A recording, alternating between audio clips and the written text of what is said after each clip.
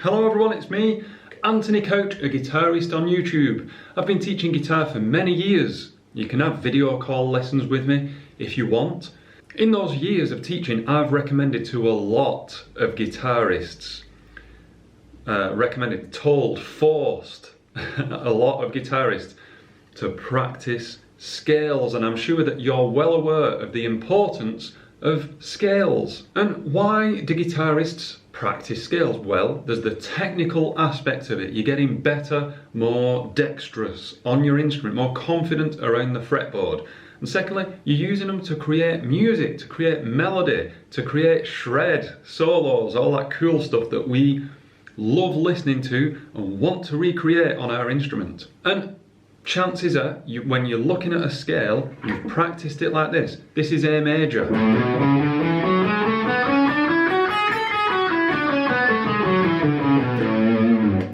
That's an A major scale. To practice it up and down, and then up and down with a metronome, and subdividing, and then subdividing some more, and then moving the metronome up faster.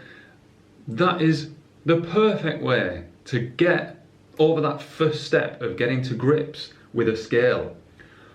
But in my opinion, that's all that is. That is just the first step. When you've learned a scale, when you've got it under your fingers, you have a decision to make. You can either bump up the metronome and get faster. That's okay. That's good. That's good. We all want to be faster on guitar, let's be honest.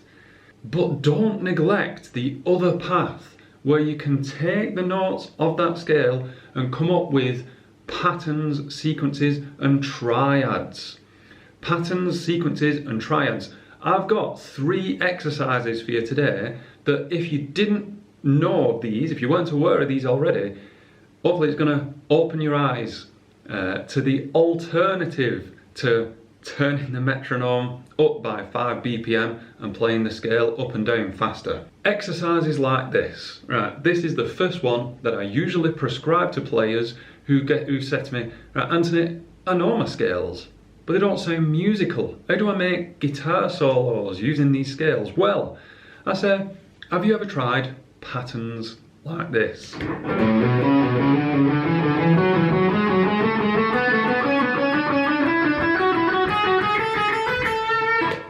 Once you get your ear around that, you can hear the pattern.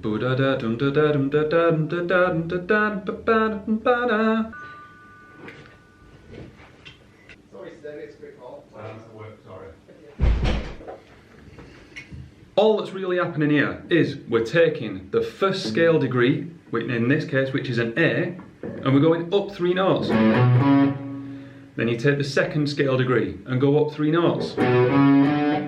Okay? The next scale degree, go up 3 notes. The next scale degree, go up 3 notes. So you're breaking this massive long run into smaller chunks mentally, just going 1, 2, 3, 2, 3, 4, 3, 4, 5, 4, 5, 6, 5, 6, 7, and so on and so on. Don't fall into the trap. When I was just singing and counting that there, that's not how I recommend playing it. Get rid of the gaps. You don't want to. Make it more technical and make it an alternate picking exercise if you like.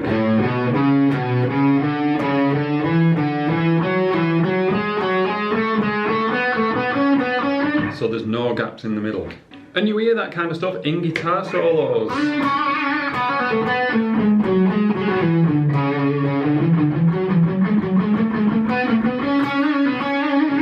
You know, just little runs and phrases like that. You can speed them up, you know, get the metronome back out, build up the speed to them, and play shred licks that are based on those little repetitive, almost mathematical patterns.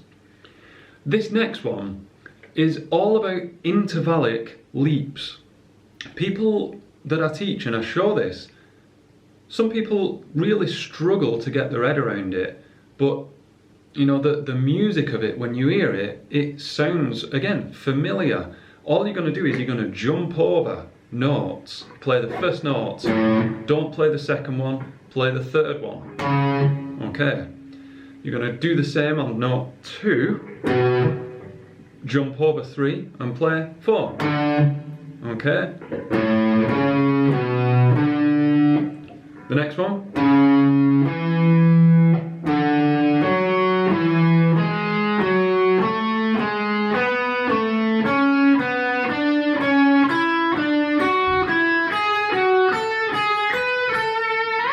Again, you could say this is a sequence, but I think of these as intervallic jumps.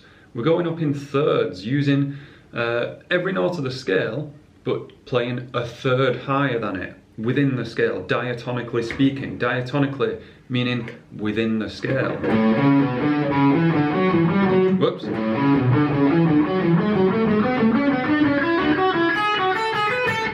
Okay. And with all these exercises you can go backwards.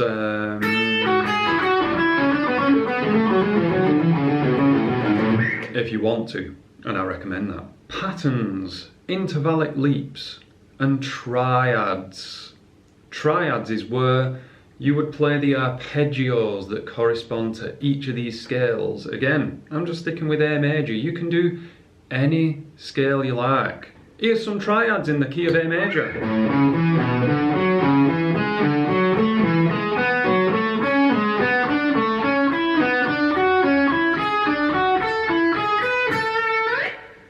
The toughest of the three, I think. I could show you that descending, but I've not practiced it, so you can do it descending if you want. I need to work more on it. Do you need to work more on it? Are we all guilty of doing this too much?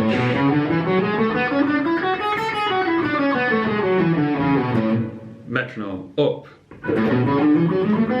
Maybe that is the argument that I'm making today. That we're all practicing scales wrong a bit too much. Don't neglect mixing it up. You're gonna stumble across some stuff, some music, some melody that you like the sound of. I want to thank you all for watching. Extra special thanks to these names because they support me over on Patreon. That's very nice of them. There'll be an extra little video over there on Patreon to say thank you to them. But thank you for watching, and you've got to stick around this channel because there's some cool stuff coming up. Because I don't know if you know, but we reached 10,000 subscribers, which is incredible, and I'm going to do a proper video addressing that next. So I hope to see you in that video. Thank you yet again. Bye!